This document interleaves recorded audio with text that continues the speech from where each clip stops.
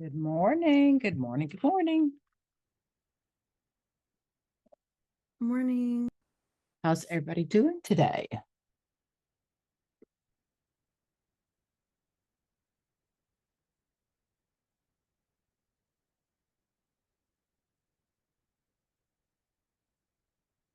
Joe, did you have a baby? I did. Yes. Congratulations. Thank you. Yeah, I was scheduled for induction on Tuesday, and last Sunday morning I woke up and something didn't feel right. So headed to the hospital, had him at 1:27 on Sunday afternoon. Very cool. Very cool. Very cool. How big was he? 9 pounds, six Ooh, ounces, 22 inches long. ooh, ooh, ooh. Smaller than his sister still, so that's a plus. Okay. Okay. Okay. So, wow. Yeah. Are your husband, is he a big person or you just have big Yeah, babies?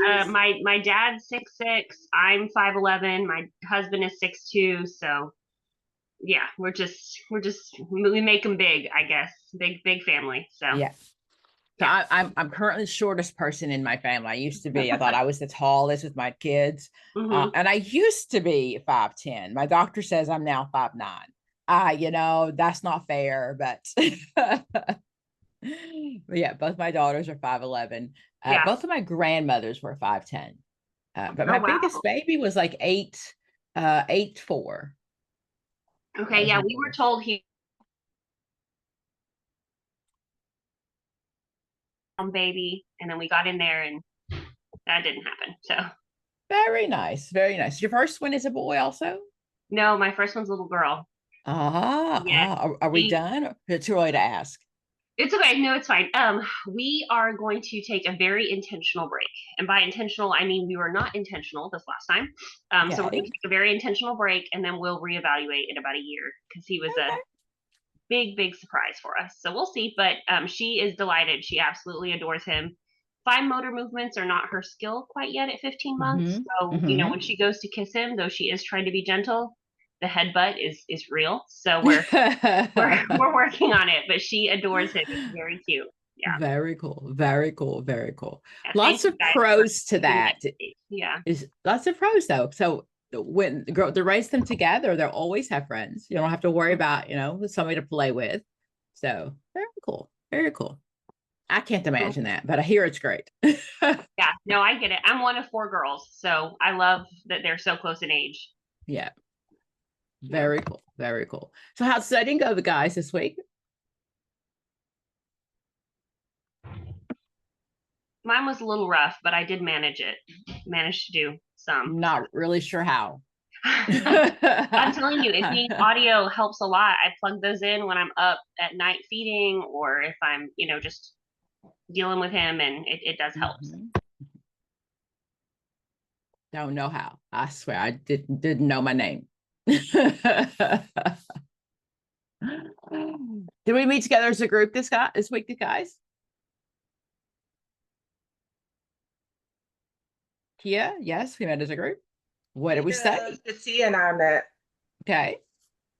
Yeah, it was myself, Shatia, and Sheena. We met. Um, yeah, and we went heavy on Adler and decided to make our own notes and just, stuff like that. Mhm. Come Sunday for a family because we were like, we're gonna wait for you. Um, Okay. separate all the systems and stuff. It was a little Got it. Got it. Got it. Got it. Got it. Got it. Your picture behind you, the man with the flowers, does it have a name?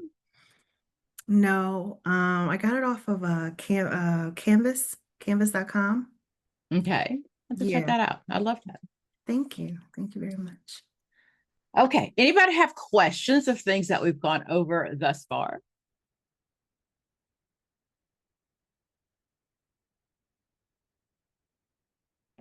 Okay. Okay.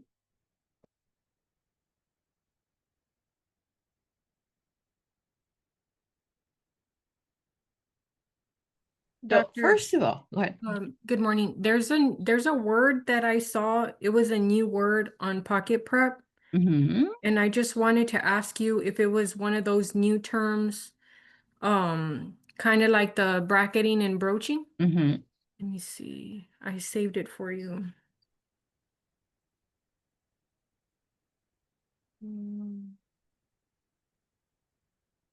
Gosh, where is it? It's abreaction. It's the What? same. It's the same thing as catharsis. Mm-hmm. It's an emotional release. Okay, so we should be on the lookout for that word. It's not a new word. So Okay. it's the same thing. So it's an emotional release. So yes, add that to your vocabulary if you didn't know what that meant. And it does say that for psychodynamic therapy. So just like you said, add it in. Mhm. Okay. It's another word for catharsis. It means the same thing. So abreaction is an emotional release. Okay. Thank Okay. you. Very good. Could you, Were you Edna, could you put the word in the chat? Sorry, Dr. Pam. Could you put Here. the word in the chat? So Sure. thank Yes. you. Appreciate that. I'll do this. I have it on my pocket prep. I can copy and paste the explanation detail. I'll just give you the Okay.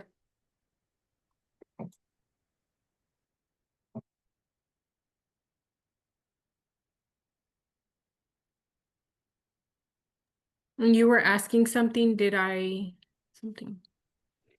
I was gonna ask something.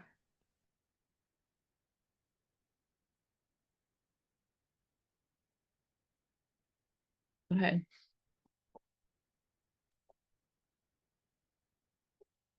My question was about RABT. Mhm. We're going over some questions, and it said that when do we learn irrational beliefs? Um, I believe that it was because of resolve trauma, Mhm. but the answer was in childhood. Mhm. Um, so just wanted to like clarify that it's childhood. What are those? What are they called? The irrational beliefs, or Mhm. Yeah, there's a word for it. word for it. They're called masturbations. Ah, okay. Makes sense. And you learn to masturbate as a child. Okay. Sorry. Wrong for that. I caught that. You're wrong for it. That was funny. I'm just saying. So, yes, I was very wrong for it. So, masturbations, or I should have done this. I beat myself up. Okay. So, I learned that in childhood. So, those thoughts are already there. The belief system is already there. So, when the event happens, I directly to go through, I should have known better. Okay, got it. That makes sense. Yeah. So, it's an offshoot of CBT. CBT says that, you've got faulty thinking. You wake up every morning and you got faulty thinking. They're automatic thoughts. REBT says an event happens. My masturbations kick in. I should have known better. What's wrong with you, Pam? And then the emotional consequences come in because of my irrational beliefs.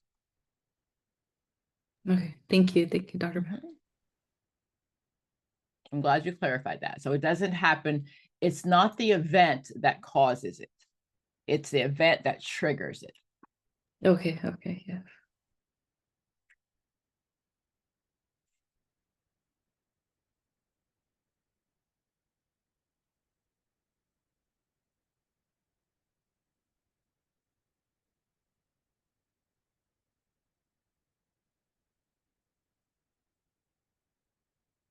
Place your chat box.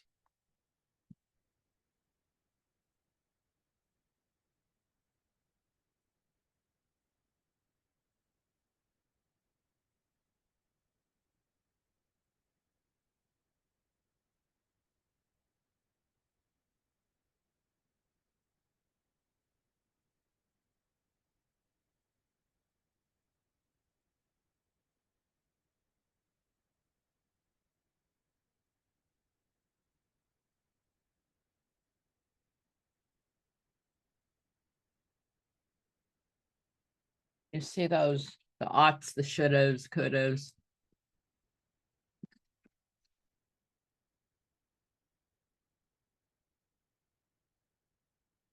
Those are masturbations.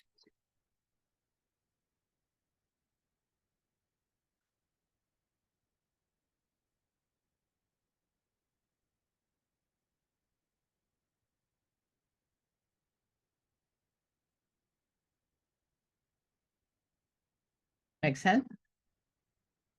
Yes, thank you. I think we've all done that, have we not?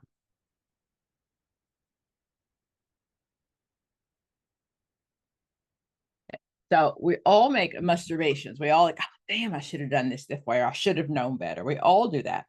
Not all of us does it lead to then me feeling bad about myself for the rest of my life. That's the problem, is when the masturbations then become such a huge problem. I'm stuck because, I make poor choices, or I did last time this happened, I did this. And so I get stuck there.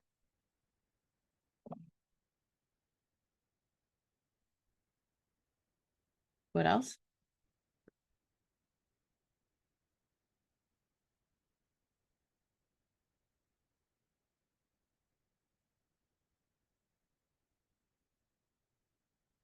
Okay, dokie. I like it when you study and then things don't make sense to you. That really helps me. Then I can explain it to you, because I don't know what you don't know.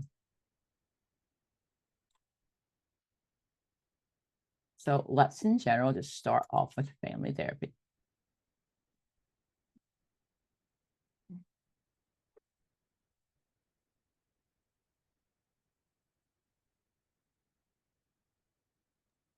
I did get a surprise question that racked my brain about Kharkov. Okay, should be a 1 to 5, or additive, subtractive, or multiply. So it asked about oh, look, here it is. According to Robert Kharkov's scale, what is considered the minimum level of empathic acceptance? Was it numbers or choices? It That's was the- numbers. Oh, 1. Well, I put 1 and I got it wrong. What's the answer? And the answer is Robert Kharkov designed a 5-point scale that describes different levels of empathy, genuineness, and respect. This scale goes from 1 being 0 empathy to 5, the most desirable level of empathy. Level 3 on this scale is considered the minimum. So it wanted the minimum, not no. And I was like, wow. Like I was just upset. That's tricky. That's tricky. It was very tricky. I was upset, but because it wanted the minimum 3, not no empathy 1. Do you have that? Where did that come from? I got it on Pocket Prep. I know, but at the answer, did it tell you like where did it come from? Oh, it says Okay, from it's Rosenthal? referenced from page 197 on the Encyclopedia of Counseling. Rosenthal. Yeah, so that one, that really surprised me because, I mean, even on everything we've studied with you, you've mentioned to us it's going to be a 1 or a 5. They're not going to do that to you. I remember you saying, but this one, the answer was wrong. 1 was not the answer. It was 3 for the minimum because 1 is 0 empathy. So that's not me not reading it. Right. Yes. Absolutely, because 0 is none. No empathy 0 is at none. all. Oh, good question. Yes. Interesting, right? I'll give him 5 for that. That's a good question. It was. Yeah. I'll give him his props. So I'll keep saving them for us. Yeah, I like that one. I like that one. He doesn't always have very good questions. I like that one.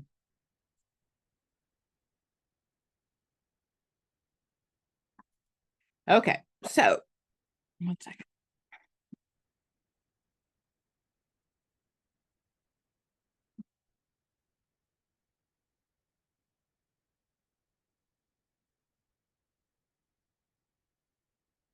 So when it comes to family therapy in general, remember, we have always been taught that, not always, many times we have been taught that the problem is the child. Families will come and drop their child off and say, fix Bobby. Bobby's the problem. We don't believe that Bobby's the problem. We believe that the whole family is the problem. Bobby's identified as the IP, the identified patient. So the book talks about the importance of circular and linear causality. Families would like to believe that it's linear. right? So little Bobby dropped out. Little Bobby's getting in trouble at school, and now I have to take off from work, and I've lost my job, and now my husband's threatened to leave us, and our whole world is falling apart because little Bobby's acting out at school. That's linear. That's how most families think. They drop little Bobby off and say, fix him.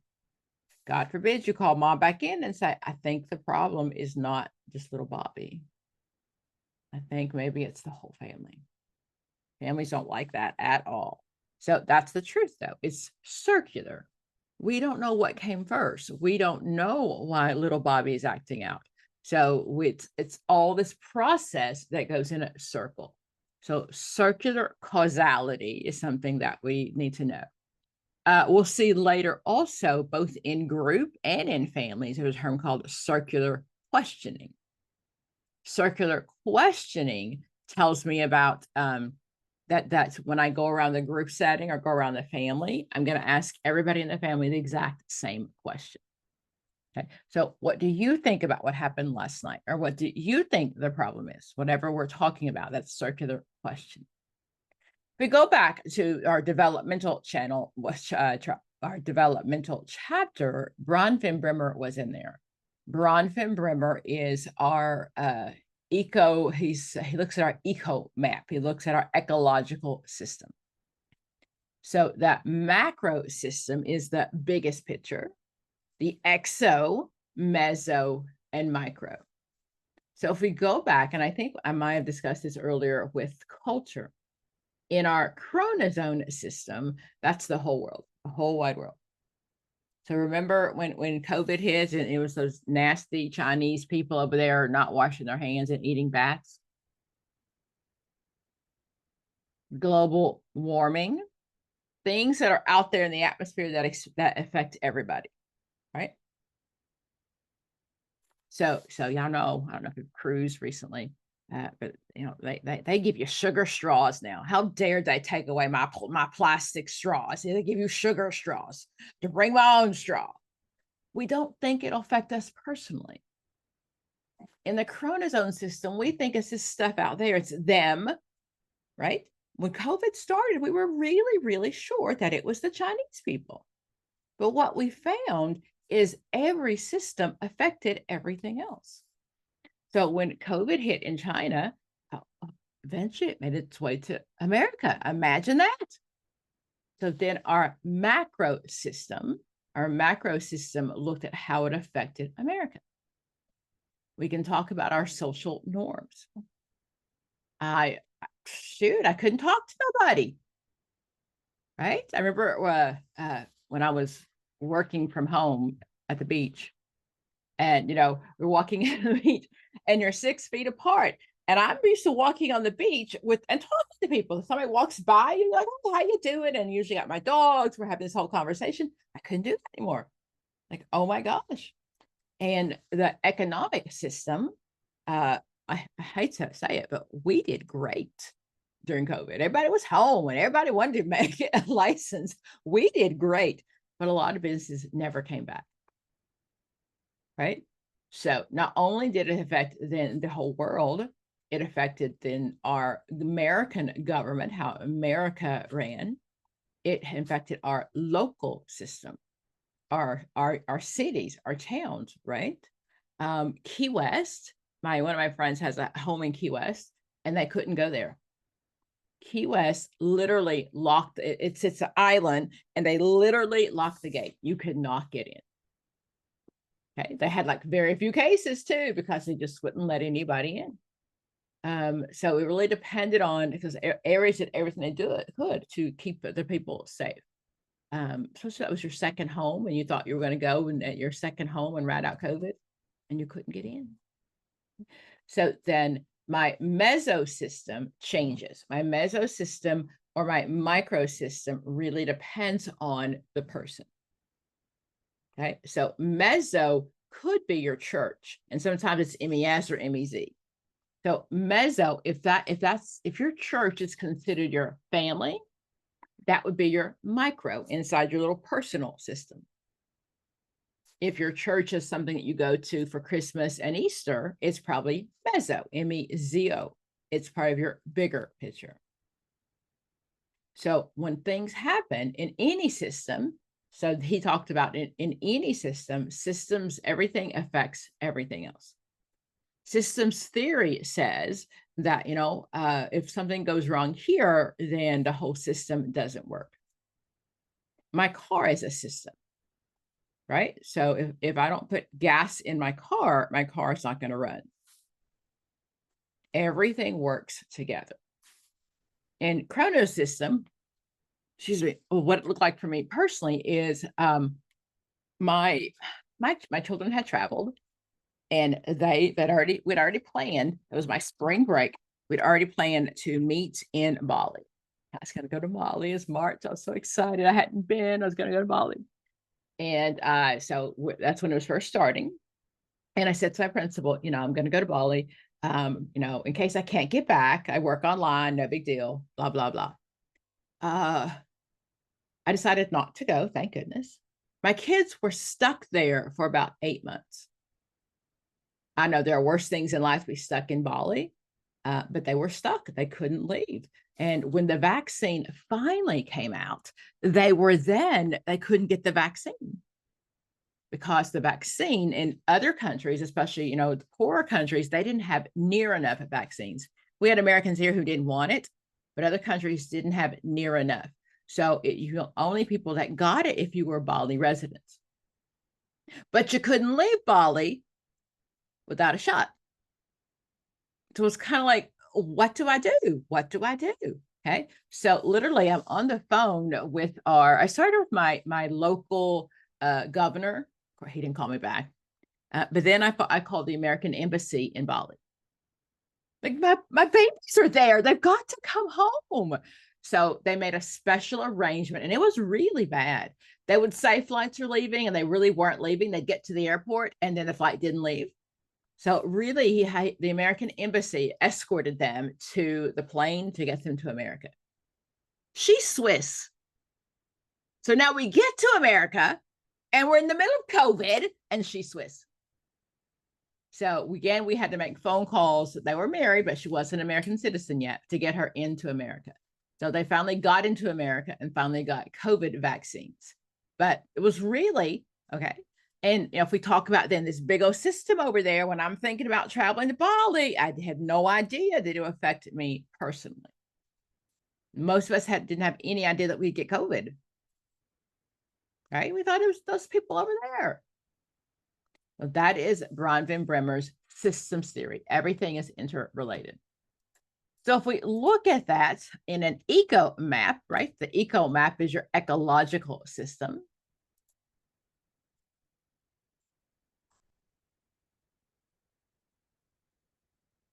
So we'll talk about genograms, we'll talk about family mapping, but the eco map just looks at your ecological system in the map.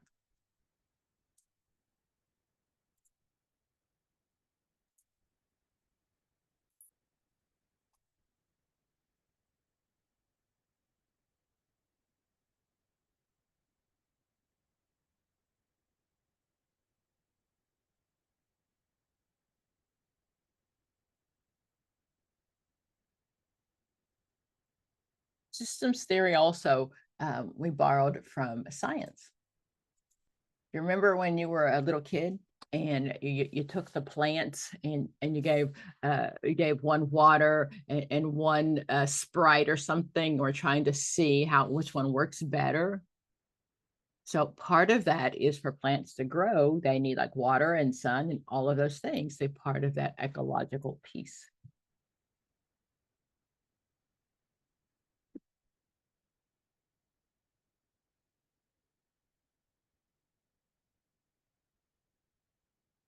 So my eco map then breaks it down. And because we're talking about families, that's what we're going to look at.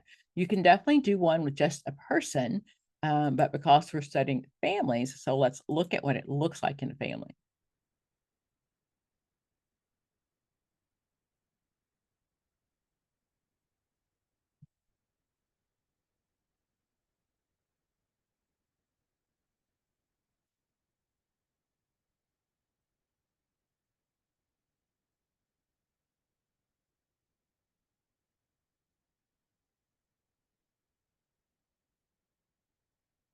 a little blurry. See if I can find a better one. The bottom line is what we're looking for is the top boxes. The square is the dad. The circle is the mom. Okay. So mom and dad in every family system that we ever teach, mom and dad are always, always, always going to be on top. So whether it's structural, strategic, no matter who it is, we believe that mom and dad make the rules. They set the rules. So then below them are the children. Again, the circle is the girl and the boy is, his name is Greg. I think I have it better.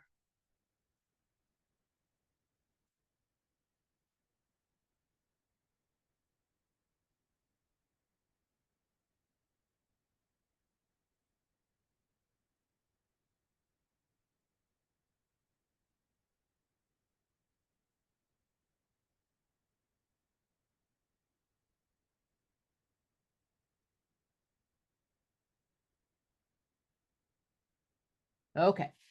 So as we learn enneagrams, the lines mean a lot, and you're not going to get a picture of a gram on the test. You'll get words that belong to it.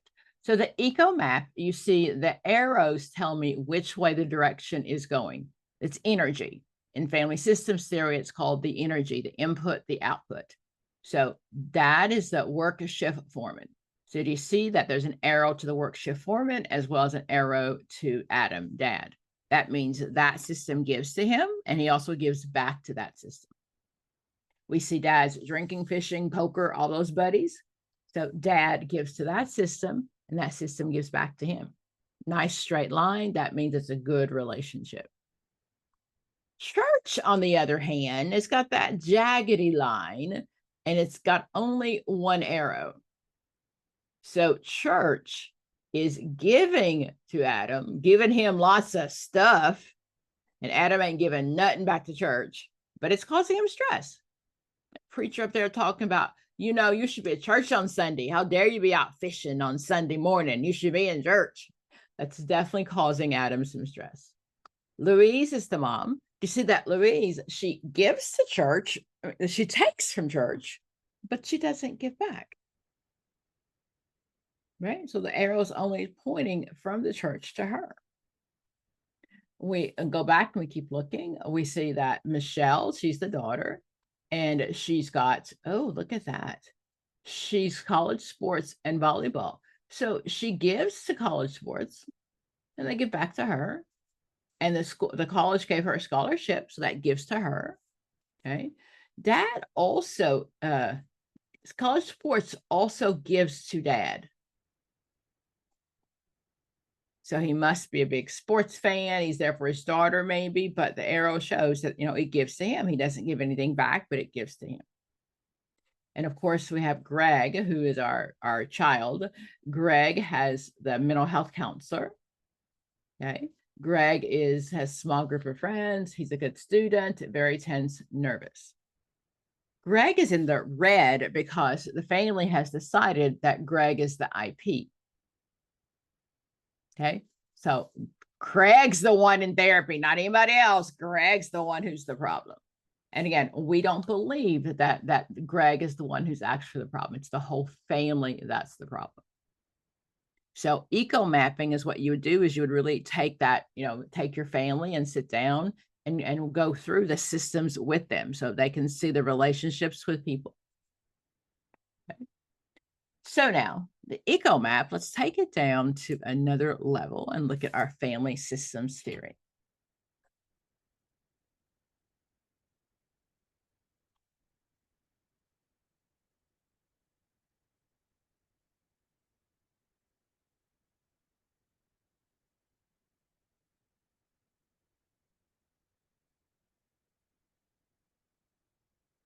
So what we see is the families in the circle. And like I said, always the mom and dad are in charge. No matter what theory we use, the philosophy is the adults are in charge. Okay. I want to say this is not a test question, but in real world, as long as it's biological mom and biological dad, this is how the system works. Right? The problem comes in when it's not biological parents. But none of our theorists ever wrote anything, and then none of the series we study, no one got divorced. Right? This was back in the 60s. Nobody got divorced. And if you did, you were just so shamed you didn't tell anybody. Back in the 60s, if you got pregnant, you got sent away to that maternity ward, and you told people you were going away to your aunt's, and you came back and there was no baby. Time frame. So the dots behind them is called semi-permeable. That means some things get in, but not everything. So in a healthy house, some things get in, but not everything. Your front door is not wide open. Not everybody can come and go as they please.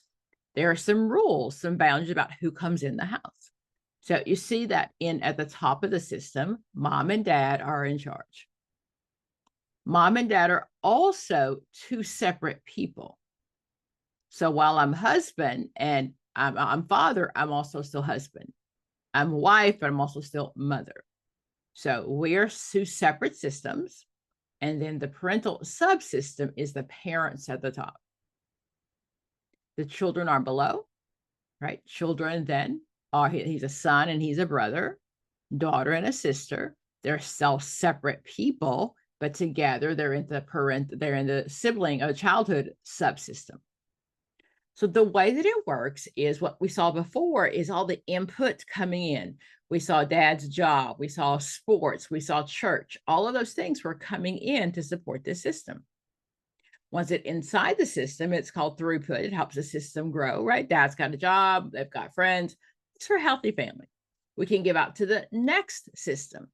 So if dad's got a good job and he's hanging out and he's loving the kids can then, or mom can give out to the next system.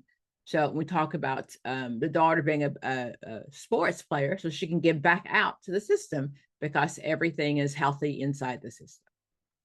So if the system should close, that term would be called entropy. ENTROPHY. It's called entropy. So think about the word atrophy. If you've ever, had anybody who lost feeling or movement in their limbs, it atrophies, it dies. So what we know is in families, if we have a closed system, eventually it's going to die because everything is interconnected. So what we could say is dad started drinking too much. He was hanging out with his fishing buddies and it was going well. And, then it became a problem. He's really drinking way too much. So now when we have families of alcoholics, we don't let people in our house, right? So eventually dad keeps drinking. Kids are probably going to school a little hungry, a little dirty. At some point, mom is probably she's enabling it, right? She's making excuses for dad. She's saying, oh, that's just your dad. Don't worry about it. So if mom is so worried trying to keep dad afloat, and men in their tender ego, because he's in that pre-contemplation stage, I don't know what you're talking about. I don't have a job. I don't have a problem. Eventually, the family would disintegrate. The kids would probably stop going to school. They'd start acting out at school. Okay. And again, nobody's going to come in because the family has begun to fall apart. So that's systems theory and the map. Now, what happens is it breaks into two schools. It breaks into structural and strategic. Bowenian is considered systems theory, so he's not considered structural or strategic. Okay. Let me show what that looks like in a question.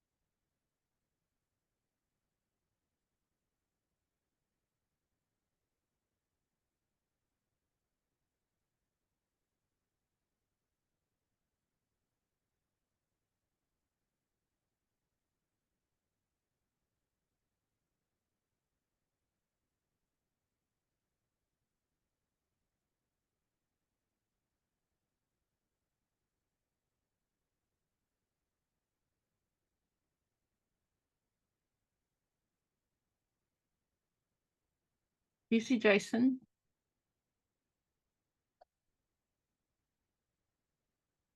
Okay. Read that for me, Kathy. Yes, Jason, the sole source of income in the family suffers unemployment unexpectedly. As the unemployment continues, a variety of consequences are likely to ensure for him, his wife, and their children. Research suggests that. Okay, send my question. What's happening? Yeah, so it's saying that Jason is like the main person who provides for the family, but Mhm. has now out of nowhere going through unemployment. And so there's various consequences because of this, Mhm. affecting his wife and children. So what is it that the research suggests that? So the options are A, the next job Jason finds will probably be better than the last one. B, the children should not be told of their father's unemployment in order to reduce their anxiety. C, it is unlikely that Jason will experience the grief cycle. Or D, as unemployment continues, his wife will slowly pull away from her circle of friends. Okay, what can I rule out? Um, that I would rule out C, that it is unlikely that Jason will experience the grief cycle. Okay, and what's the grief cycle? Um, I guess like, is it like being in denial at first? Yeah, DAPTA, right? DAPTA, denial, anger, bargaining, depression, acceptance. Who are us? Stages of death and dying. Okay. And Mhm. it's not just about, it was when she wrote it's about death and dying, but now it's also about loss. Mhm. Okay. So he will go through that. Yeah. Okay. So And then the next one would be um,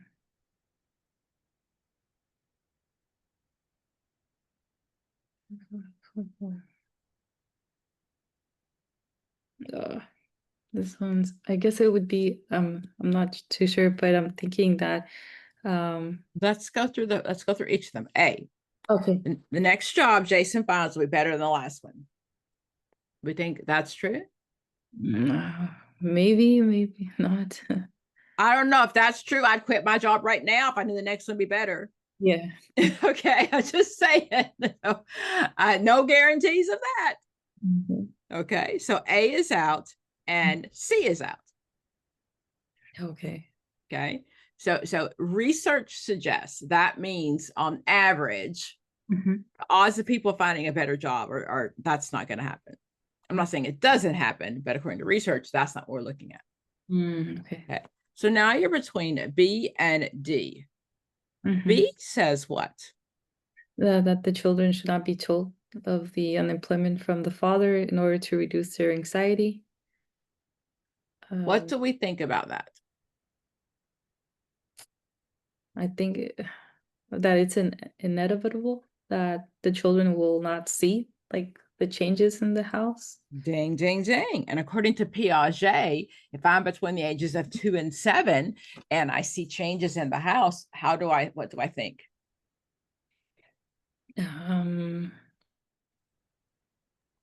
Anybody? That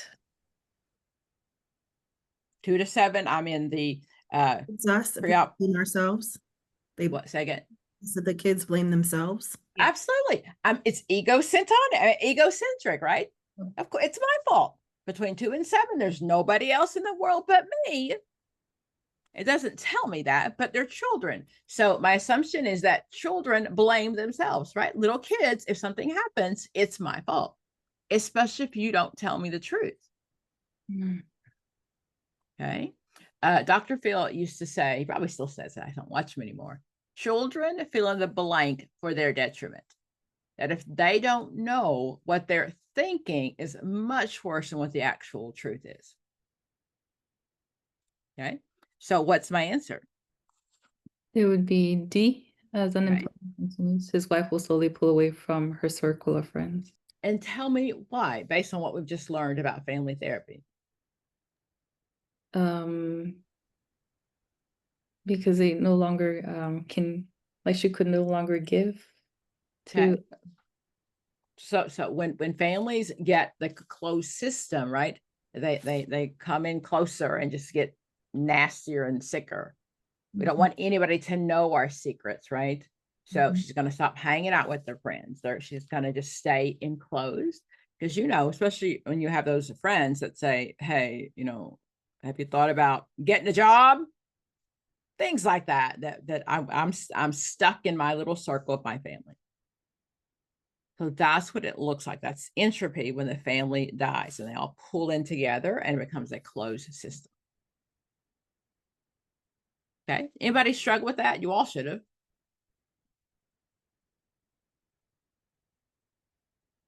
I did. Nobody I thought BB until you start mentioning PIJ, and I'm like, yeah, the but we kids know gonna that, blame it right? on him. Absolutely. Absolutely. So the facts that we know about the theorists, we're going to apply those to questions, right? And this is not a Piaget question, but I do know what Piaget said. That's not okay.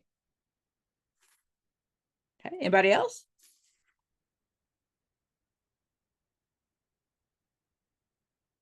That was a tough one. So that was a family systems question, and not knowing where that was coming from, that would have been a really tough question.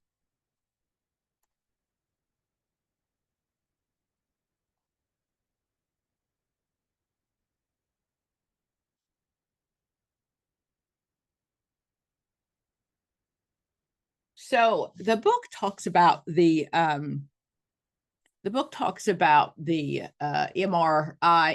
something. It's the where strategic and structural family broke apart. So you'll see some of the terms sound very much alike, but the goal is they're with different types of families. Strategic family, let's do structural first. Structural family therapy, what I will usually say is they are toe up from the flow up. No boundaries, no hierarchies, no rules. Okay, so what we're trying to do with structural family is give the family some structure. Salvador Minuchin is the guy who started it. And what he said in the beginning was that he worked with poor families. And he thought that, these poor families just don't have any rules to go by.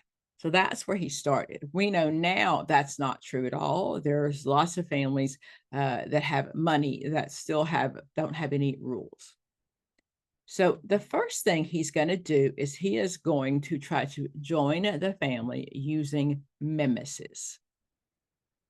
M-I-M-E-S-I-S. Show you that word.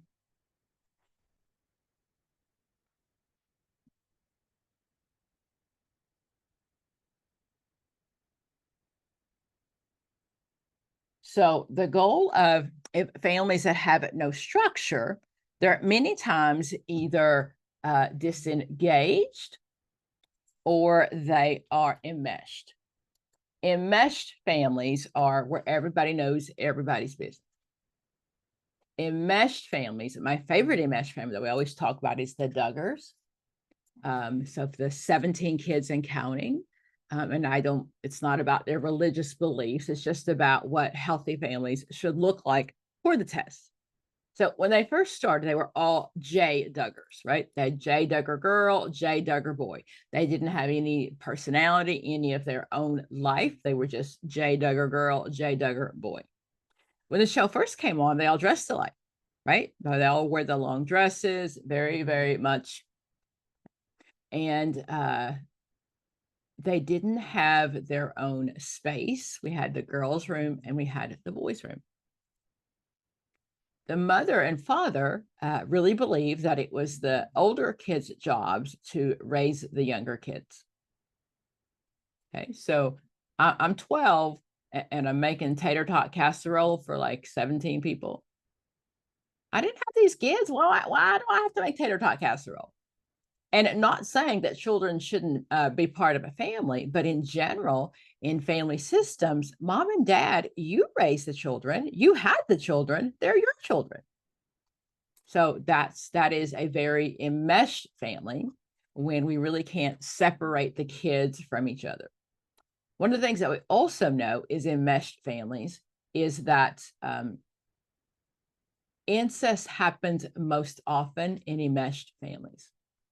If I am growing up and remember closed systems, they didn't go out and hang out with any other people. Closed systems, I don't get to see anybody else. So when I'm going through puberty, the only girls and boys that I see are my siblings. When we go through puberty, it's natural to experiment. It's natural to want to go to first base and second base, right? I remember when y'all was little, first base, second base, you got under the shirt maybe. I'm sure y'all probably just went for a home run the first time. I don't know. I'm old. Back in the day, first base, second base, that's what we did. So what we know then is incest occurs much more often in families that are enmeshed because they've never seen anybody else. Everybody stays in the family. So we're not surprised that there was incest there. So families that are enmeshed, the boundaries are just gross and we don't know where you stop and where I stop. Okay.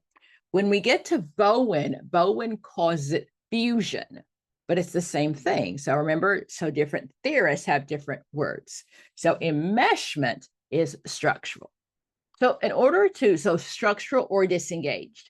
Disengaged is, remember I don't remember, gosh. The Columbine shootings were one of the very first school shootings. You probably read it in textbooks now, but it happened about 30 years ago.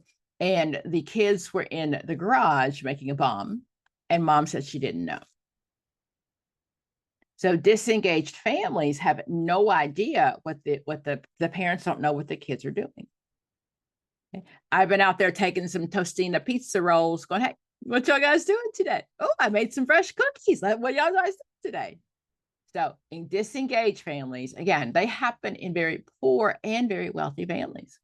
That we see families, mom, very wealthy, they go away for the summer, they leave the kids the credit card and the car and major parties.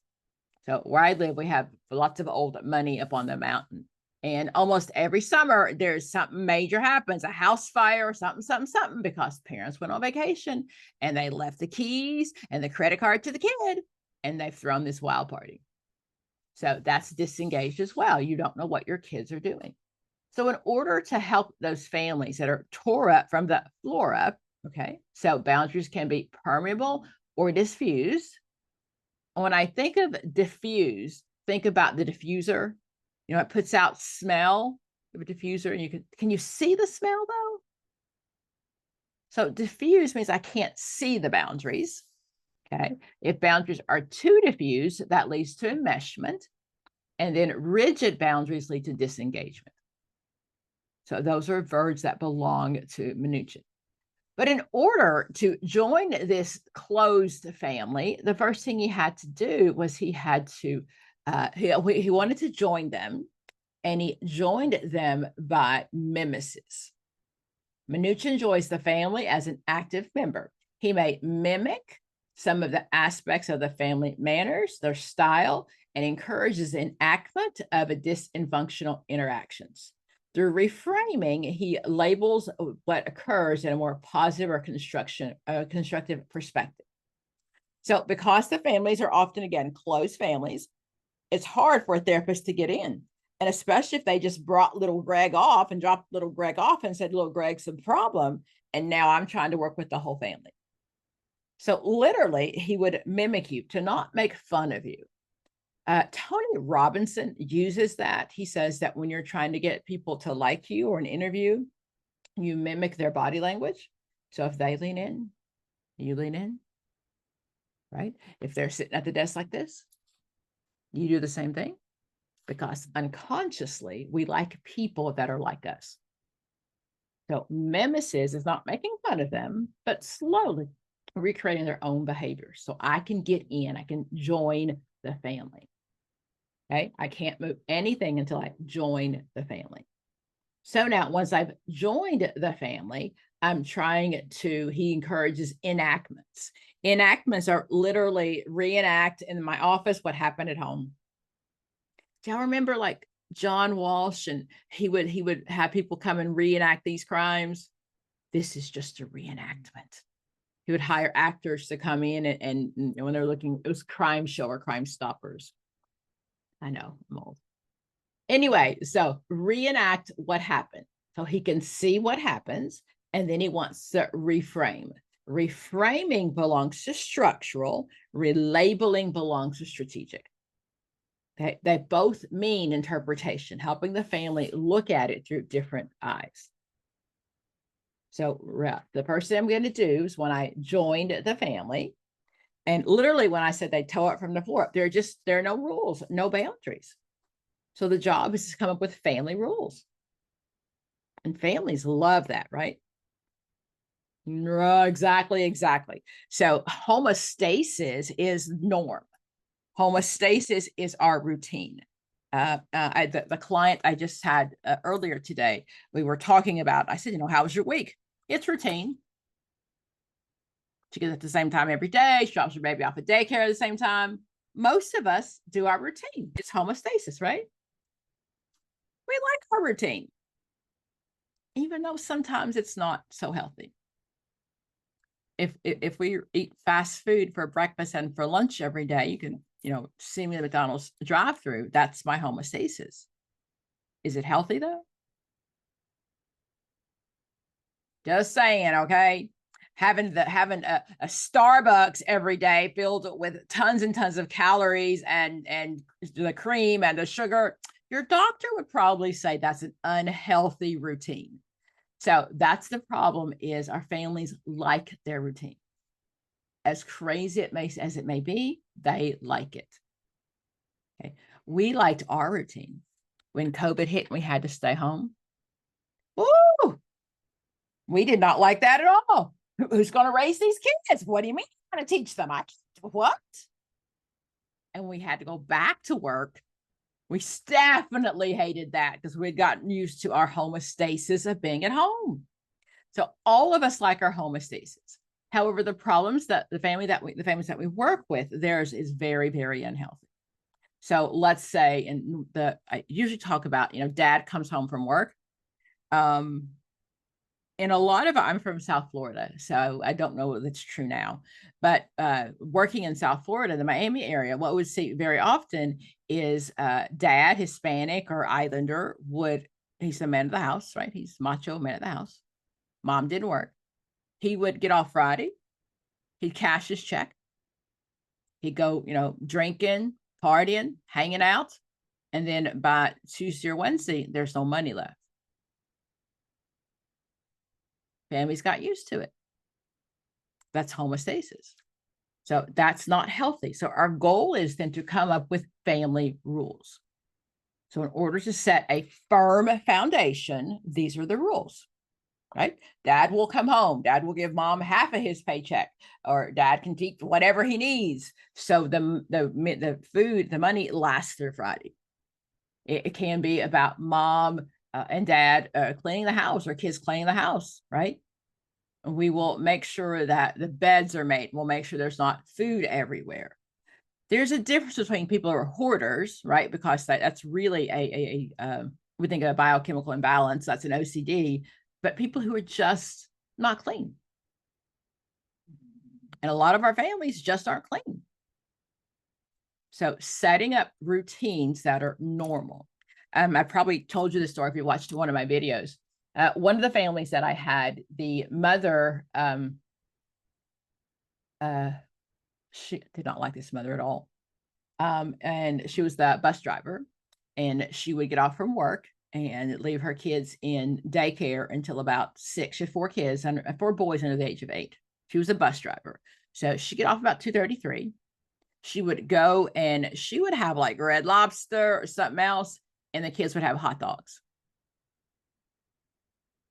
One time I did a home visit and I went to the house, and the kid about 6 was standing on top of the stove trying to boil hot dogs.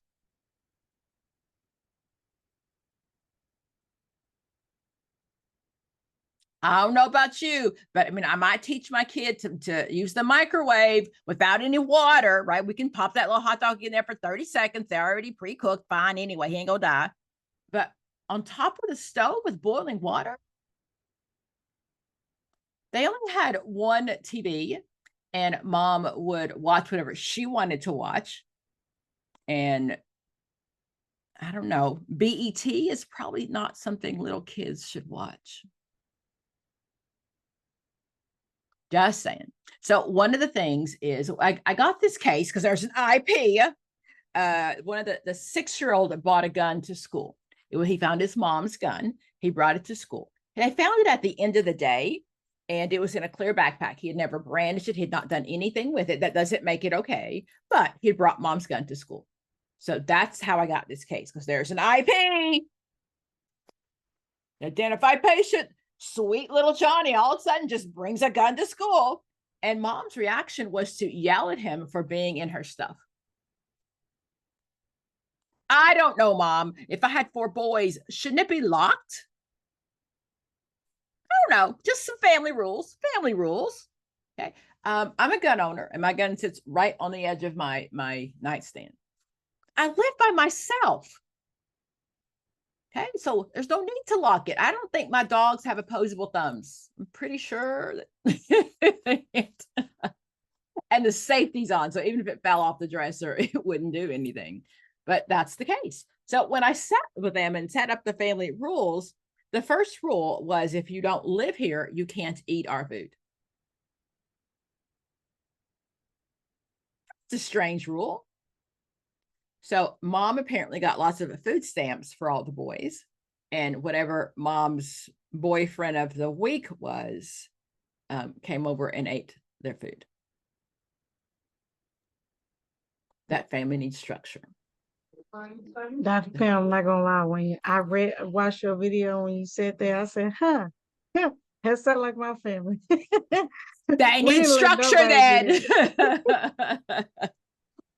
We didn't let nobody come over there and just eat our food. Like, we had to because it's so many people who's in our household. Mm-hmm. So for somebody outside to eat our food, we'll look at them like, can you just put some ends on it? Like, do you know how hard it is to get this food half the time? Were they cousins, people? Like who were they? It was mostly friends. So our friends never went in our refrigerator, but they knew not to, because we would be like, no, don't go in there. So that's a healthy family rule. That's really okay. That's really okay. That's a fine family rule. And that's the issue with most structured families, is they just don't have rules. If I grew up, not having rules, and now I'm supposed to raise these kids without having rules. So the goal is these families are tore up from the floor up. I mean, this kid brought a gun to school. So that was the seriousness of it, not just because they had rules. I usually talk about, in that same video, I talk about the structure of your house. What was the rule about going into your mom and dad's room? Just walk on in whenever you felt like it? No way. Mm. I was afraid to go in even if they weren't there.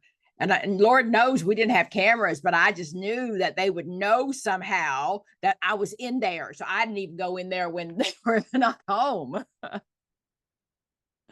I told you the rest of that story, right? One of my adult children, I was out of town, and she and her man decided to sleep in my bed.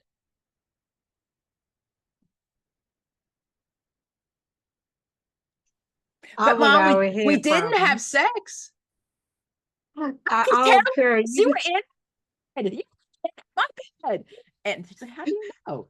So I have a cleaning lady, same cleaning lady I've had forever. And my bed has to be made a certain way. When I travel and I come home, I like to come home to clean sheets and a clean house. So I always schedule her when I'm leaving. It can be dirty as everything when I leave. She can skip the week before. But when I come back home, I want clean sheets and I want a clean bed. And I know how she makes the bed. That's how I knew, because you didn't make the bed right. Oh my God. Can you imagine having the gonads to sleep in mama's bed when she was away with your boyfriend? So anyway, that's still a trigger. So, but again, we have plenty of family structure, because tell her she to go back and find her own apartment because it's my house. We had lots of structure. My house, my rules.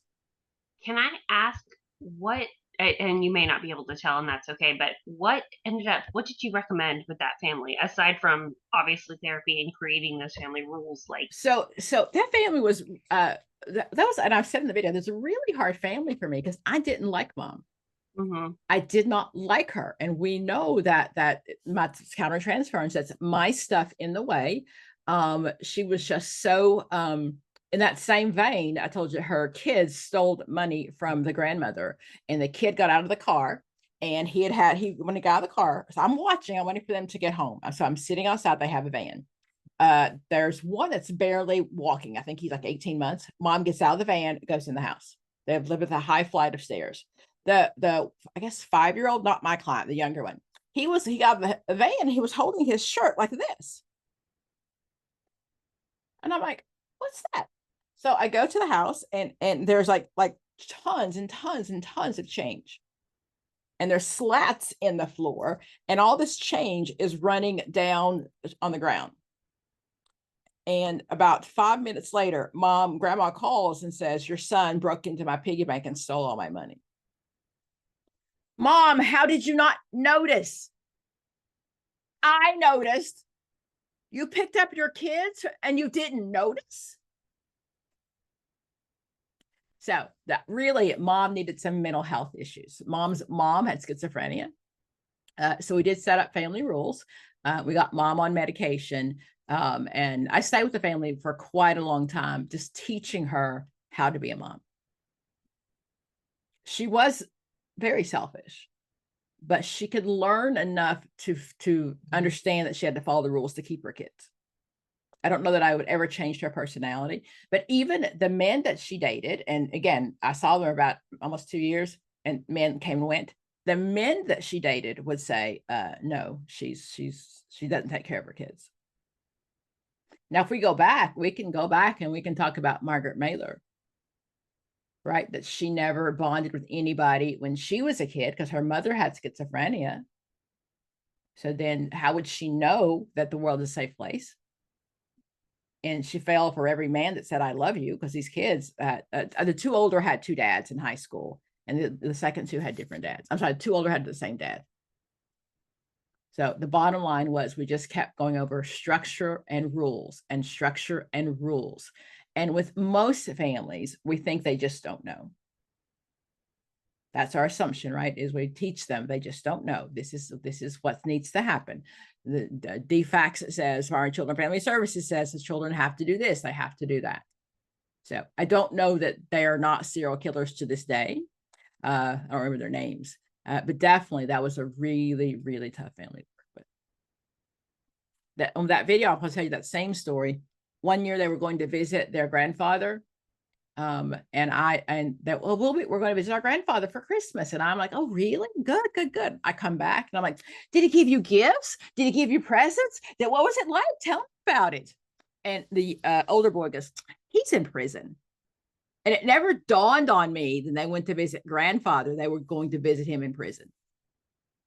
That was her dad. It just didn't dawn on me. The kids didn't say they're in prison. They just said, we're going to go visit. So, yeah. So really messed up. Toe up from the flow up. But that was the bottom line. Is mom got on a good antidepressant, and we just kept teaching her parenting skills. Dr. So we Brown, fix can I ask systems. you something? Of course. Okay, so when with that situation, does it always be a personality disorder, or is just attachment disorder where the mom is not close to the child like that? I think it's an attachment disorder, but we treated it as major depression. But a lot of it was just, she just didn't know. She just didn't know. So if we look at like the Harry Harlow monkey studies, remember those? Yeah, I do. The monkeys studies showed that when the monkeys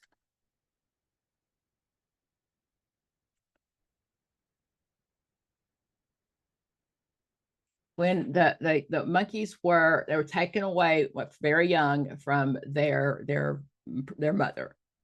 And what they found is that when the monkeys were scared, they would always go to the wire monkey. I mean, to the fluffy one that felt like cloth. So the only time they ever went over to the other one was when they needed food. So the story talks to us about that people need more than just food, that the monkeys needed to have that attachment. But the whole part of the series is the monkeys that were in the experiment, they did not know how to parent when they became parents. So that explains so much for our Black community. It explains so much.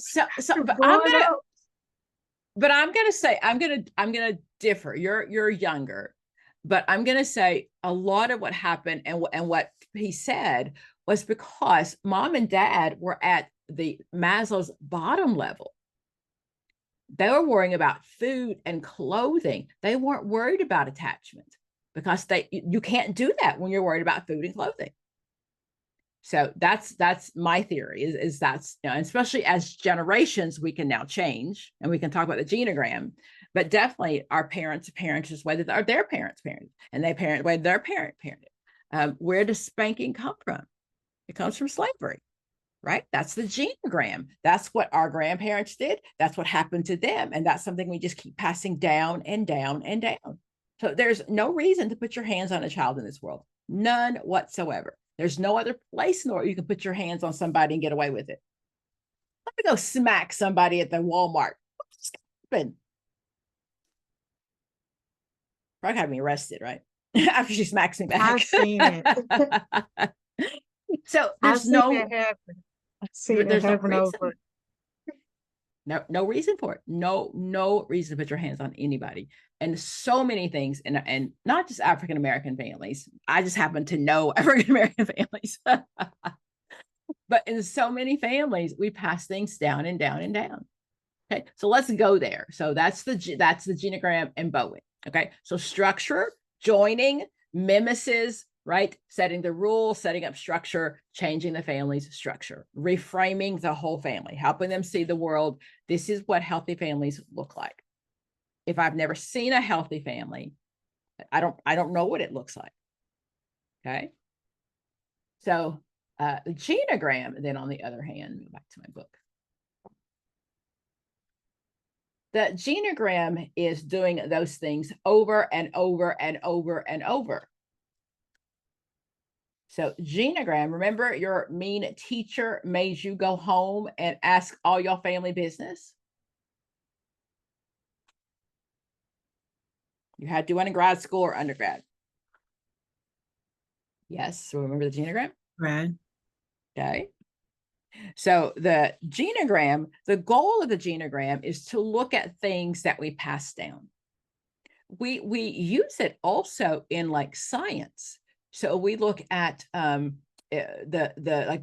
breast cancer, right? They're looking for a gene. He'll ask you, and we go to the doctor now, they ask you about your family, your grandparents. So we use it for medical reasons also.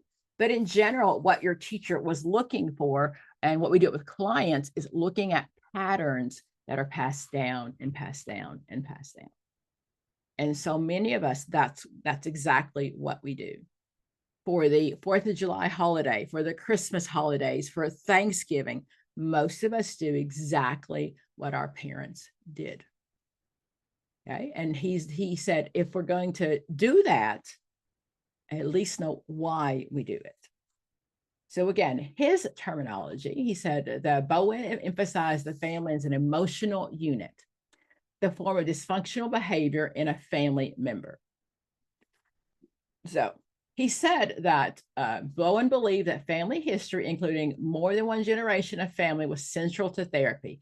His approach has often been labeled transgenerational. You might see multi-generational, you might see intergenerational, you might see transgenerational. That's Bowen. We pass things down, pass things down. When your teacher made you do it, you had to go back at least 2 generations, right? So it was usually your parents and your grandparents. And then I don't know how in depth your teacher made you go. Then you had to look at, one side of the family. I'd made my students pick one side, either the father's side or the mother's side, to take it out further, to see like what things that my aunts and things have done as well. Okay. And what we're looking for are patterns that keep being repeated over and over again. What he says is he uses the word fused. Instead of enmeshed, he used fused. Somewhere it's in there. So the goal is to differentiate yourself from your family of origin. Your family of creation is the family you have now. If you got married, if you have children, that's the family you created. The family of origin is where you came from. We didn't get to pick our parents, now did we? We didn't get to pick the crazy that runs in our family. That's our family of origin. So what he said is, I want people, if you're going to keep doing the same things, first of all, at least know why. But we should be able to differentiate ourselves, distinguish between my own thoughts and my feelings, and then those that come from the family. When you ask people many times who they voted for, they'll say so-and-so, and I'll ask them why, because we've always voted that way. They have no idea of so-and-so's platform or thoughts or beliefs. That's just what we've always done. And that's when he says it's the problems. We keep passing it down and down and down. The word triangles means 3 people. He said that you weren't a family until there was 3 people. Okay, so thus triangulation is when there's fighting between 2 people and a third person comes in or is brought in to stop the fighting between the 2. Mom and dad are fighting, talk about getting a divorce. Little Bobby starts to act out. Now they're not fighting because they're focused on little Bobby. Okay. Mother and daughter are fighting. Mother says, get in here and get your daughter before I kill her. Okay, that might be me. Okay, so again, that breaks up the tension between the 2 when a third person comes in. That's not healthy. That's not healthy. We're supposed to be able to figure out the tension between the 2. In marriage counseling, if the counselor picks a side and she says, well, the husband is right, I've stopped the fighting between the 2. Okay. So we want to not triangulate. We want to teach families how to communicate directly and not triangulation. So triangulations are the first row. So having 2 people and 3 people. Okay. So then the third person comes in to resolve the stress. The basic building block of family emotional systems is the triangle. The greater the fusion in the family, the greater the triangulation will occur. Fusion is enmeshment, but fuse is we're all just one big old nasty mess. Okay, so the same as enmeshment, but remember it belongs to Bowen. So the more enmeshed we are, the more fused we are, the more often we see triangulation. Okay, but we've never learned to separate our own thoughts and our own feelings from somebody else's. In lots of families, and if we talk about, he's talking about typical American white families. So remember this, the theory again is back from the early 60s. So there's a difference between what we would define as collectivistic families, right? So those are many times our Asian families, our Hispanic families that all live together and all make those decisions. So that would not be considered unhealthy because that's more cultural. What he's talking about more is typical middle-class families. Remember, all of our researchers did not care about anybody in this room. Okay, so we're looking at old white men. So that's the goal is to now, if I'm having children and my family's growing, then we need to differentiate. Marital partners choose mates with the equal amount of differentiation. So if my family's enmeshed and everybody knows everybody's business, I'm going to marry somebody who comes from the same kind of family. I come from very much fused family, very much. We grew up on the family property and everybody knew everybody's business. Okay, I've told you the story many times about when I was about 9 or 10. My grandma lifted my shirt in front of all my cousins and uncles and said, "Oh, you getting boobies?" My mama said nothing. Not one word. I'm the oldest grandchild. So I was the oldest child. I'm the oldest grandchild. So my mother's sisters, back in the day, you had she's got 6 sisters. So, when they're doing your hair and you're sitting in the kitchen, around the kitchen, and all her sisters are coming along, talking about a lot of adult things they were doing with their spouses that I did not need to know. Okay, so the difference between that and the genogram, between family structures, it's just one family, one level. Bowen is the levels we keep passing down. We keep passing down. So the goal that we do is we're supposed to then try to separate ourselves from our family of origin. He doesn't say, he says physical separation is really not going to help. So emotional cutoff is children involved in project and process may try to escape the fusion by moving away geographically or isolating themselves psychologically. The emotional cutoff is only a deception. So what he meant by that is just by moving away doesn't make that I'm not part of that emotional mess. Okay. So emotional cutoff is, little Bobby has, it's Friday night and everybody knows little Bobby's in the gang, and the police, they call mama, and mama calls all the cousins, and there are 37 people in the emergency room with little Bobby at 3 a.m. And we all gonna pray. We'll wake up the preacher.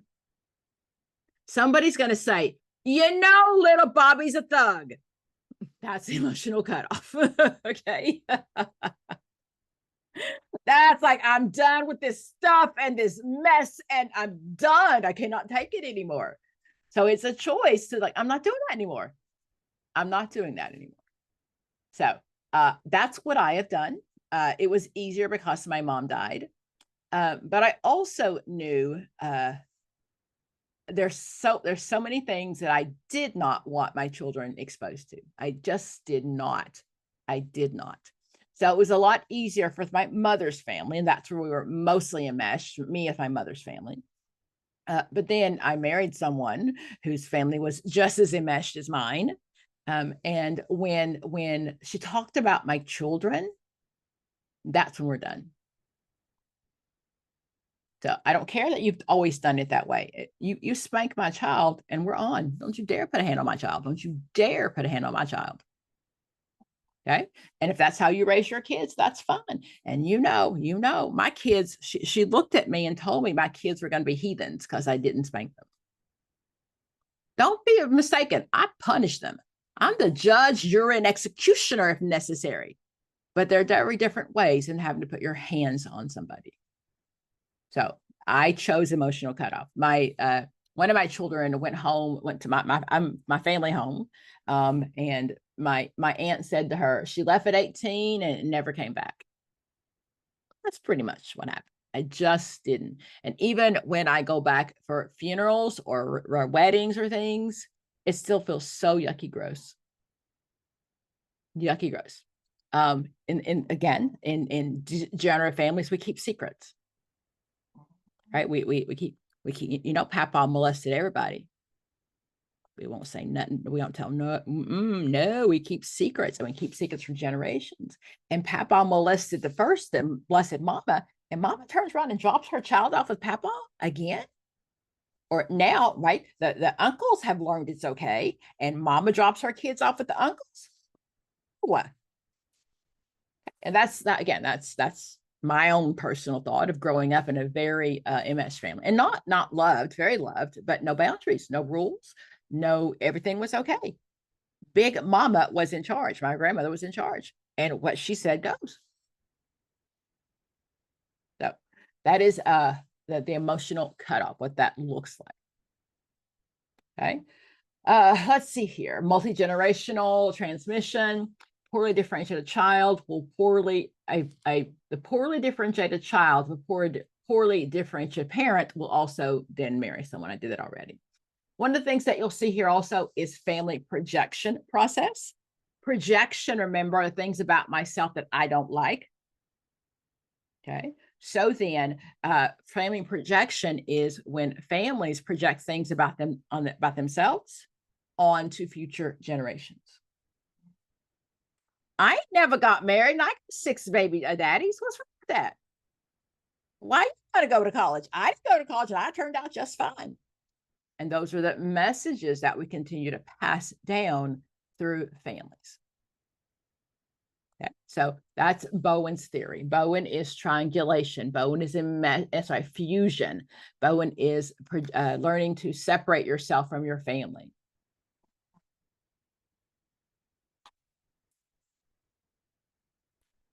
Anybody relate to Bowen? You want to talk about some families, not your family, but your friend's family that grew up in some messed up stuff?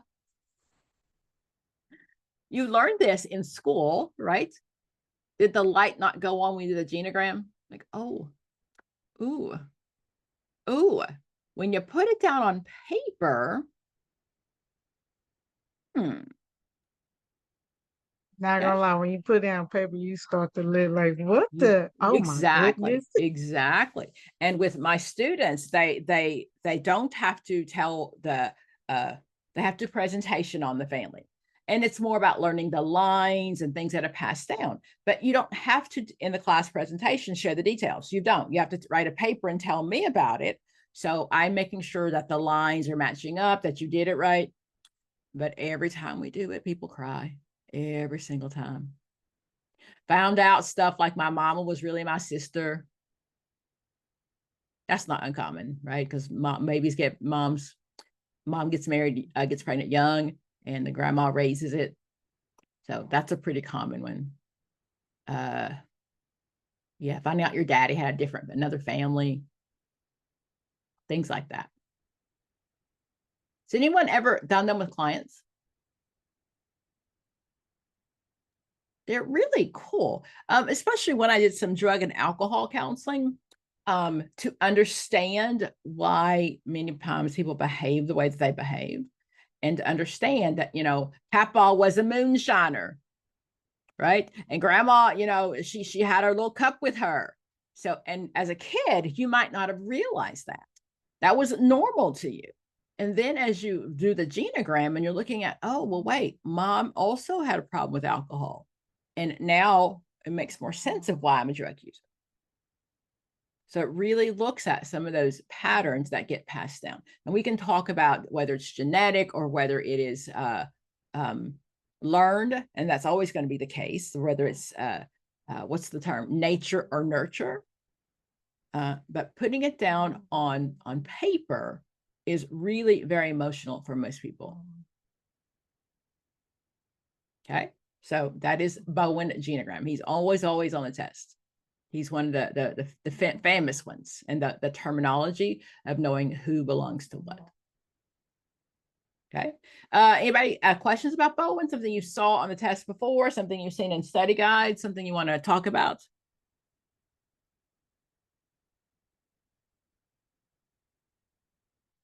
I actually like doing Bowen. Bowen actually taught me a lot about my family. I ain't even gonna lie to you. I love Bowen theory.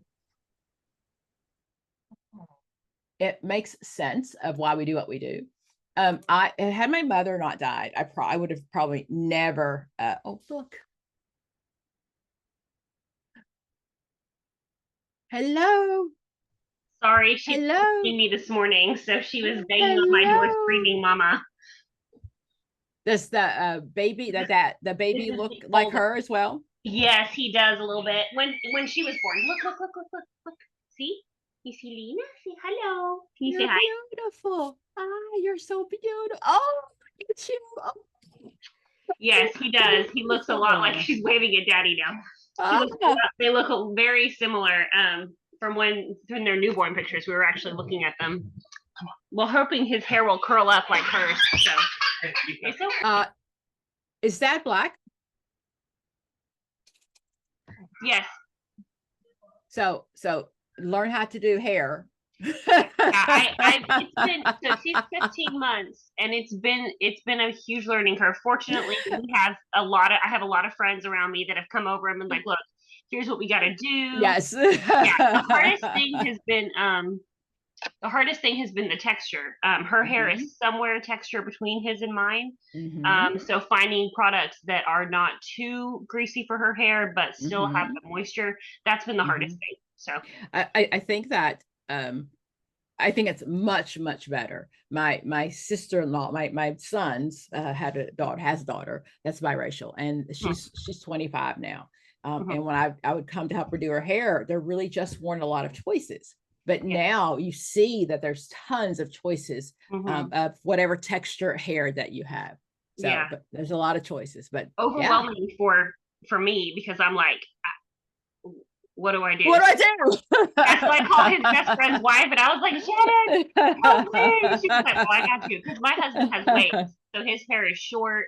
He's got waves. Like he doesn't need a whole bunch of products. So and he doesn't, he's all boys in his family. So he's like, I gotta be real with you, babe. I don't have a clue. I can't, so YouTube, all my sisters are all YouTubed up on her hair. Yeah. When we were in the hospital, they were like sending me pictures of all the things, and I was like, okay, you just have fun. I'm probably one of the few Black women that never learned to do any hair at all. And my girls wore braids most of their life.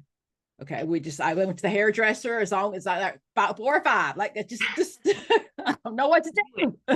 Yeah, she has. And we didn't have YouTube back then. Yeah, so huge difference. Yeah, she's got beautiful curls. So we've learned to moisturize and then kind of just let them kind of fall. Obviously it wasn't done today. Because she's. I was gonna say, Joe, just let them hang. Moisturize and just let them do their thing, and they're beautiful by themselves. So I don't need to do too much right now. The biggest part was that my girls were old enough to do their own hair. Like, really? Mama doesn't. Oh, yes. Yeah. It's been a fun learning curve, but fortunately, like I said, she's somewhere in between, so it's not too bad in terms of my abilities. So very cool. Okay, so I lost my train of thought. I saw a baby and I just lost my mind. And I did take medicine this morning. I'm sorry, that's my bad. Like I said, oh no, I love babies. Yelling, Mom! So I want a grandchild. Yeah, I don't blame you. They're pretty great as far as my parents say. So that's exactly what I want. And yes. Okay, so I lost my train of thought. We're talking about genogram, Bowen. Let me go back up and just make sure we cover. I'll talk about structural family therapy. That's strategic. That's the next one that we'll talk about. So remember, this is part of those 100 questions where we talk about where all the questions come from. So not only do I need to know what specifically a strategic family person does, but I also need to know what a narrative person does in family therapy, right? Well, what a Freudian do in family therapy. So all the theories that we've learned in chapter 3 will continue all along. And if we talk about in groups chapter, it's still going to be, what does a narrative therapist do in a group session? So when I learned the verbiage of who said what, that's really what matters. So the unit of treatment, of course, is the family. We don't believe in the one person. This is called the family life cycle. Okay, again, this was written for white upper class people. Family life cycle.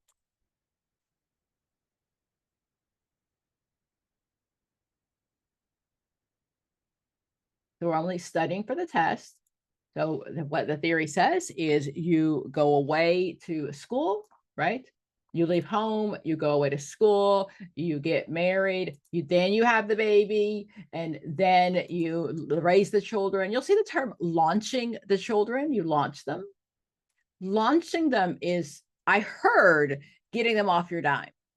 Now, I'm not quite familiar with that in my family yet, but it really is. It's when they're now on their own. Okay, so not necessarily moving out, but really on their own, when I'm not still paying phone bills for adults. Yeah, I got some stuff.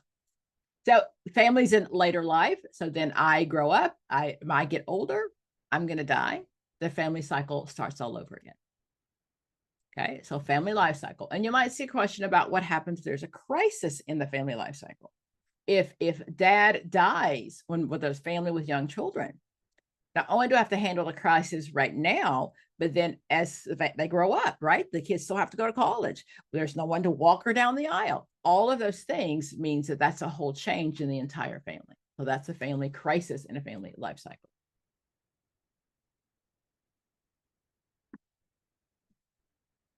Whitaker moved in with you. There are two considered experiential therapists. Experiential means that they actually did something. So the first experiential, of course, is going to be Gestalt, because Gestalt, you're talking to the empty chair, you're role playing, you're actually doing something. The other one then is going to be Whitaker. So Whitaker moved in with you. He literally wanted to see what it felt like to be a member of your family.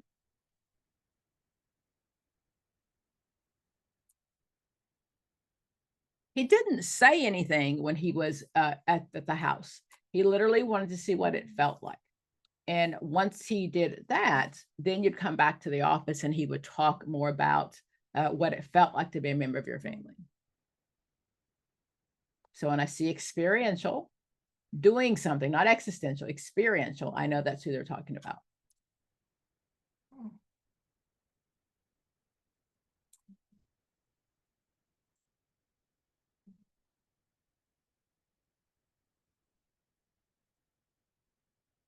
Scan all my windows here.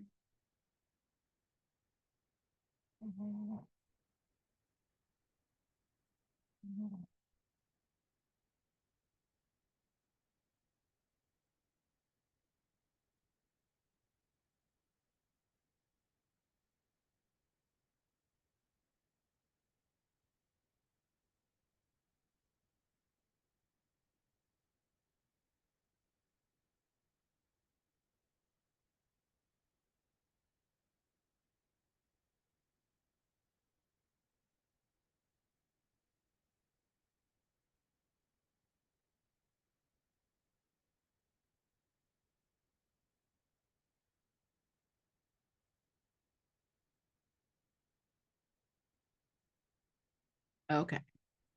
So I said Hellwig, I'm sorry, Hellwig. I said that Whitaker is the one that moved in with you. He wanted to live with you.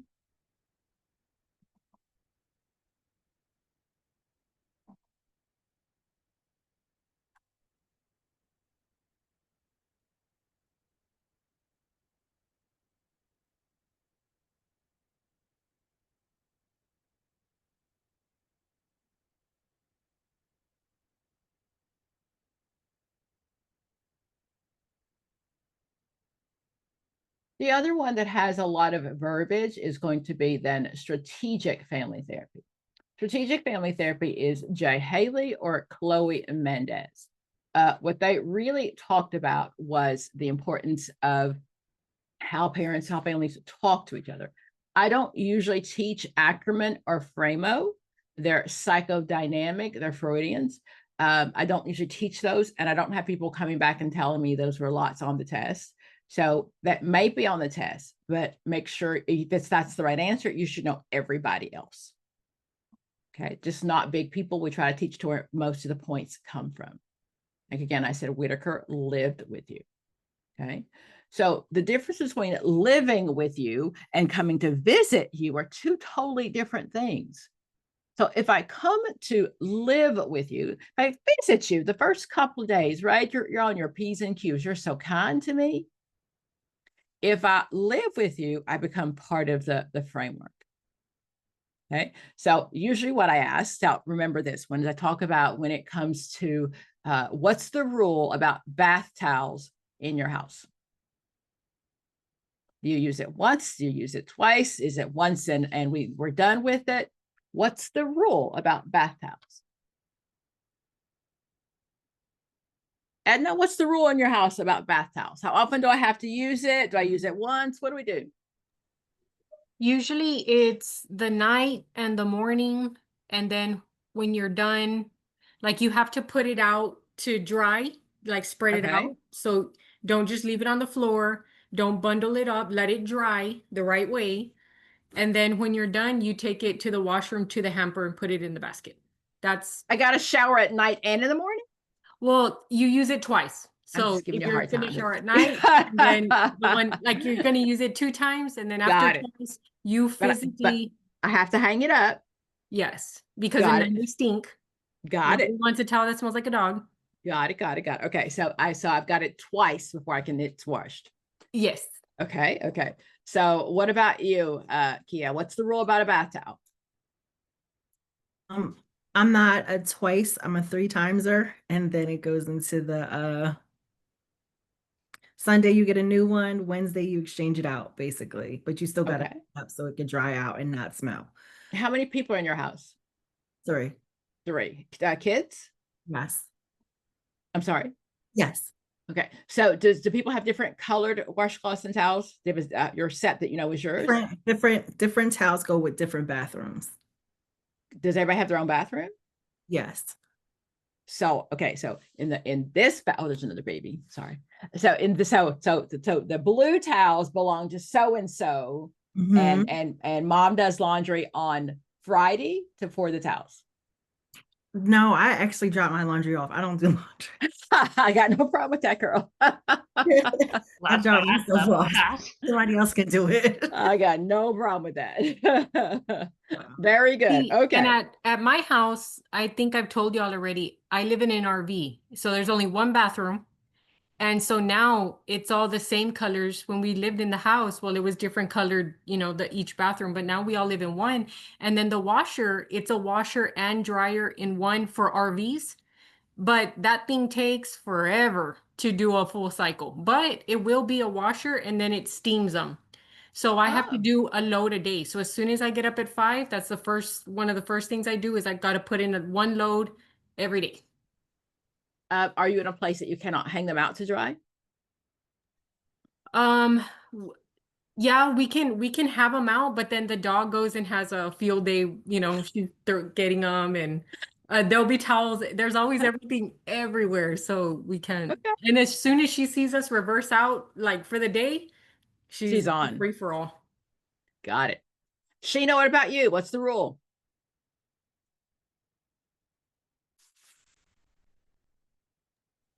I didn't grow up with a rule. So for me, I don't have a rule. I just change it out quite frequently. There's no wrong or right. So just do you live by yourself? It's just me and my daughter. Okay. So we use it once, we use it twice, we use it whenever. I try to change it out at least weekly, at the minimum weekly. So there's no rules. So the whole goal is we use it once or twice. Every week I'm changing it out. So the goal is, that's what Whitaker wanted to know. He was looking for symbolism or things that happen in your house. So the goal is that whatever happens in your house this is not about unhealthy or healthy when he's living with you. He comes back later and then he talks about how he felt. He felt there were too many rules. He felt there wasn't enough rules. He felt that parents were too stringent. They weren't strict enough. He just wanted to see what it felt like to be a member in your house. What about the kitchen? Does the kitchen close at a certain time in your house? Oh, I could talk about this one. Go ahead. So the kitchen doesn't necessarily close, but it has to be clean, like tidy when I go to bed. Okay. The sink has to be empty and the dishwasher needs to be running or something. And then in the mornings I come in and I wipe down all the counters and I get it all tidy for the day. And then I run a vacuum through it. So the kitchen doesn't necessarily close, but if I've already tidied the kitchen for the evening and you don't put away your peanut butter knife or whatever it is, it's on. It's not great. I've learned to be kind about it because my younger sister lives with us as well, and my husband. So, I've learned to be, but I'm just like, guys, come on. Like, the dishwasher is literally right next to the sink. Can we just, yeah. So anyway. Would you rather me lick my knife and just put it back in the sink and put back with it? Oh my God. The thought of that literally makes me want to crawl under the bed. So. I live alone. I can use the same spoon all the time. I can just leave it in the peanut butter jar and it's fine. But bacteria and that's It's my bacteria. no. Somebody else. Well, what's the rule about the kitchen? Does it close? Can I go get a snack at midnight? Our kitchen closed for my nephew, but the adults going in and out. But like, yeah, my nephew, he ain't finna be going up in there in the middle of the night. You better got food at different time. How old is he? He's what? He's 13. See, cause like, man, what if I get hungry and it's man, midnight? no, see, Dr. Pell, he was up at 2 o'clock. I was mad at him today about it. He woke up in the middle of the night, 2 o'clock. Boy, come take your, cause school was around the corner. Take your butt to bed. What you doing eating? We don't eat at a certain time. Like I don't. Like it's like because his mama would catch him in the middle of the night because she wakes up in the middle of the night like I do. So she'll like, what you doing? Why you eating? No. Can I have snacks in my bedroom? No, because he's messy. He's messy. He can't even do that. He's too messy. Like it's bad, Dr. Pam. I had to make a rule for him. I'm like, no eating at nighttime. When we find out you cleaning your own mess. So yeah. So there really is some research that bodies are changing this as fast as they did when they were babies during adolescence. So he really may just be hungry. As a structural family therapist, I would set up a rule of what he could eat. So we could definitely have an orange or a banana or a bag of chips, something that doesn't leave a mess. Because we ain't having no big old smorgasbord taking everything out of the refrigerator, but we can have a rule of that, if you're hungry, this is what you can have. So I think that's probably what a structural family therapist would do. What about you, Tamika? Can I eat in the bedroom?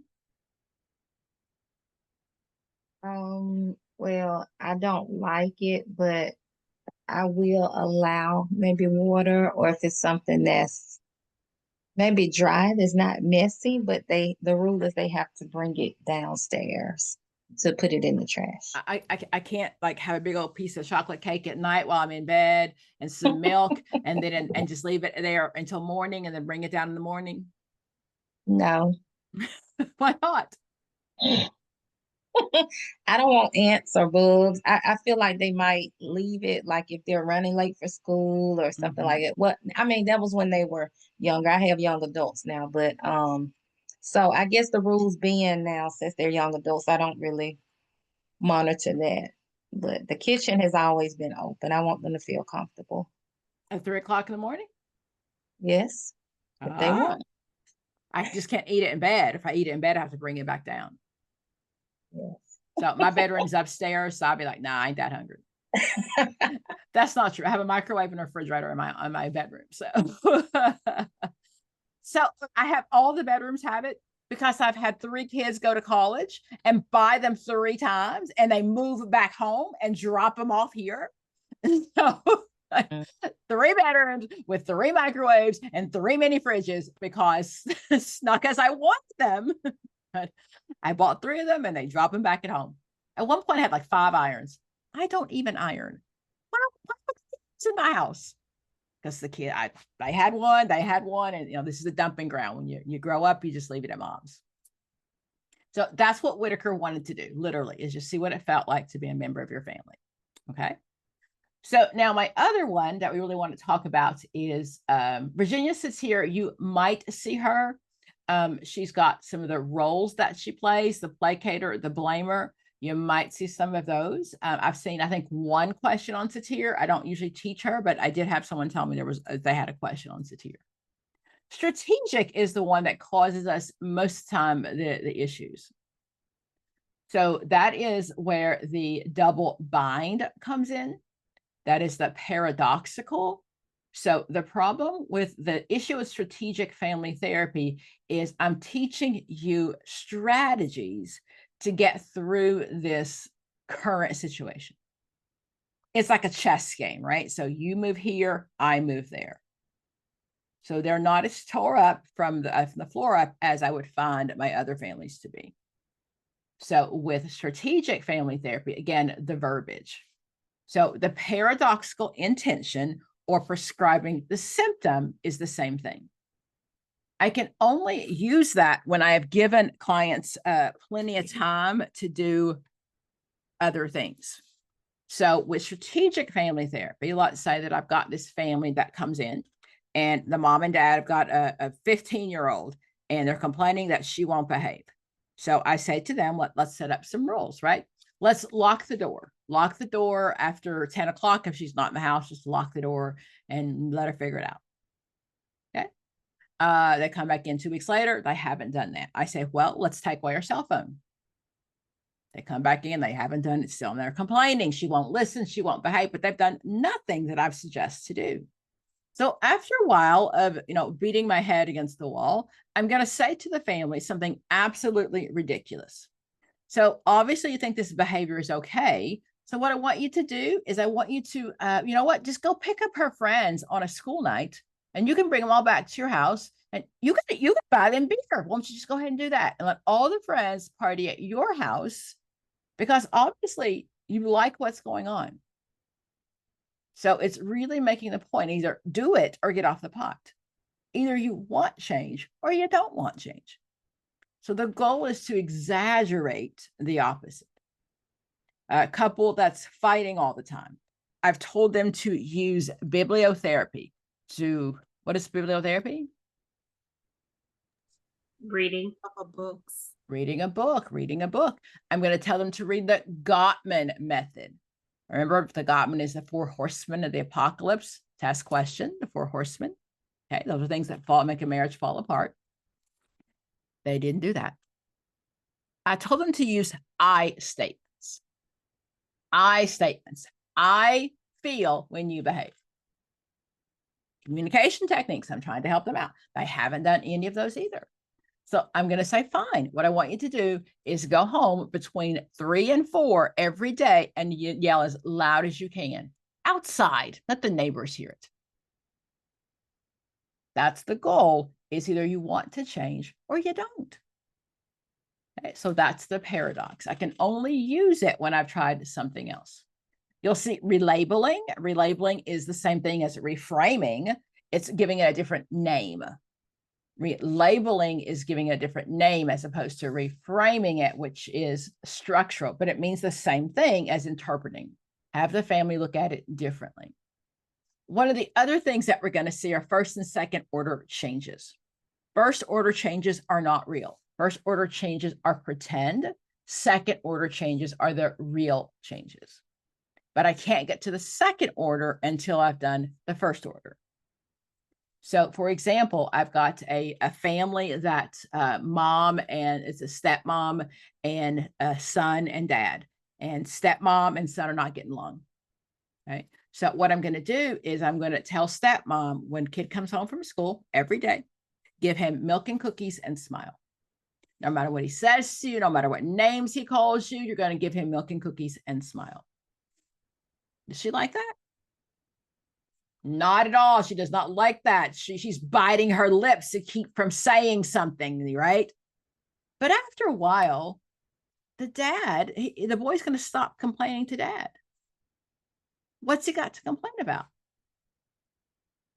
And the goal is eventually that will become a real change. Not that she has to serve it milk and cookies every day, but the fact that now that there's less to complain about, we can get to the real issue and get to the second order change, which is the family having better communication.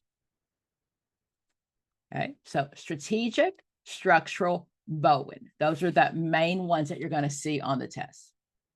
There's some terms here at the bottom. And again, we'll see lots of other theorists. So when it comes to reality therapy, when it comes to solution focus, we'll still see those in family therapy.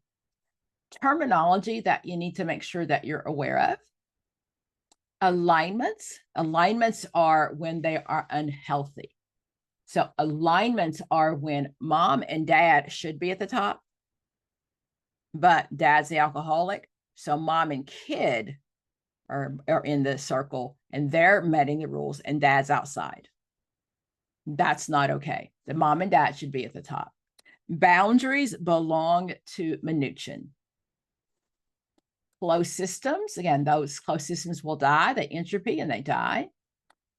Coalition is covert alliances of affiliation, temporary or long-term, however, certain members against each other. Covert are, I had a family once that the father and the daughter were plotting against the mom.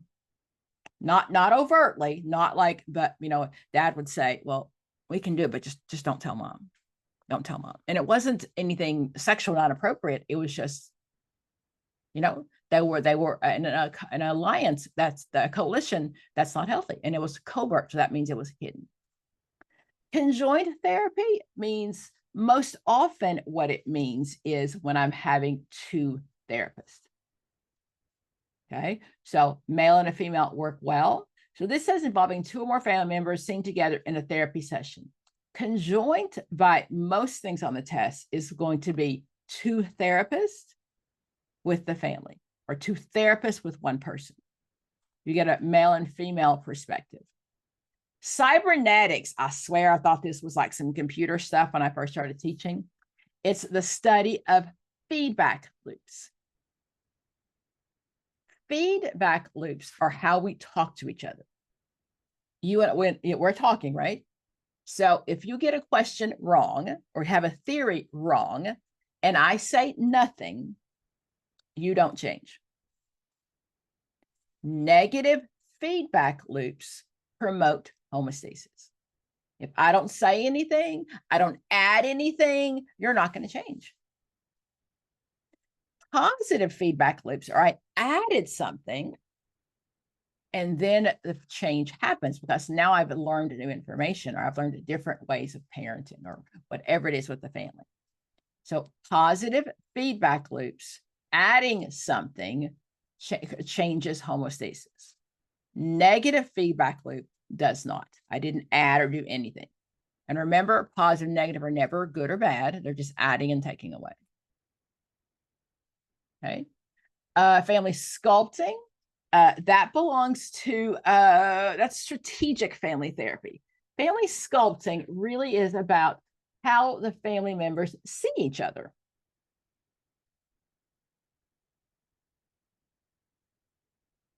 So in family sculpting, I'm going to ask each person of the family how they see themselves in relationship with other people.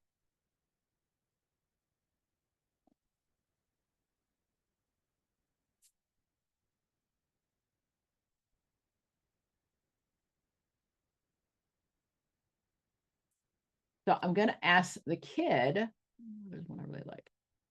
I'll ask the kid, what do you think about who's the closest in your family? And if the kid puts like the mom and dad side by side and the other siblings away farther them, that's how they see themselves in the relationship. Really great picture of that.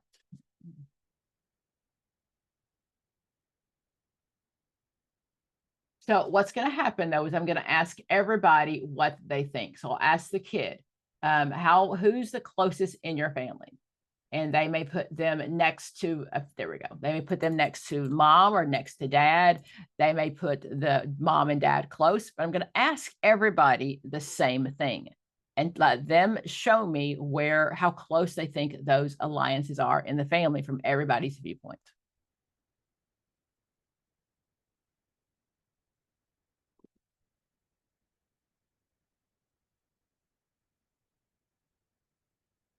So again, if I ask the dad or ask the brother, he may say that, mom and the sister are close and he's not close to them.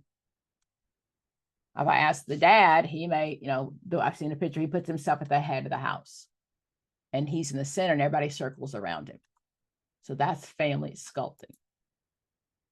We know the genogram is. Homeostasis is normal routine, a dynamic state of balance or equilibrium in systems, or a tendency to move towards achieving and maintaining a state to ensure a stable environment. with the families we work with, their homeostasis is not good. We're trying to unbalance their homeostasis. That's why Mnuchin joined the family to rock their system. Okay. We all know that, right? We've got those clothes that should have been thrown away a long time ago, but they just feel so good. I got them beat up house shoes, and you have new pair, but the other ones just you get off from work and they feel good, right? They just, and you don't, but it's still your routine. It's your routine. So we don't like changing our routine. None of us do. So to go to a family that they've never seen anything different, and to tell them the way that they're operating is unhealthy, that's very difficult because they like their homeostasis. They tend to return to their homeostasis. There are questions about a father was a longtime drug user. He's been clean now for 6 months, and the boy starts using drugs. Because at times many families are used to the police being there. They're used to the chaos and money missing, and they're used to all of that. And the silence is uncomfortable. So we're going to do something to go back to the homeostasis. Okay. IPs, we talked about that. That's the person with the presenting problem. We call the IP the one who they bring to therapy. Joining belongs to Mnuchin. Multiple family therapy. We can do therapy but groups with several families. The nuclear families, mom, dad, children. Open systems are healthy, right? We don't want them, we want to have semi-permeable boundaries. So some things get in, but we want families to be open systems. Things grow in an open system. Okay. And I think we know permeability, strategic theories, structural systems, everything is interrelated. And of course, we know triangulation belongs to Bowen. Okay. Do you have a question, Sheena? Yes. When you were talking about strategic family, I saw a word called ordeals. Is that the same as the double bind? It is. Where'd you see that though? It was in one of the counseling books from like graduate school that I saw. Okay. Well, okay, yeah. Because I don't usually see that term on this test. I see it in family, like I teach the LMFT, and I see that in that test, but I haven't seen ordeals on the NCE test. Okay. Okay. There are a lot of with LMFTs, and if it was a marriage, a family class, it just gets a lot deeper than we need to for this class. For this test. Okay. Gestalt. Gestalt has some really deep things that we don't teach for this test. You know, Gestalt has those other defense mechanisms that he uses, but they're not on this test. Okay. Ask me questions.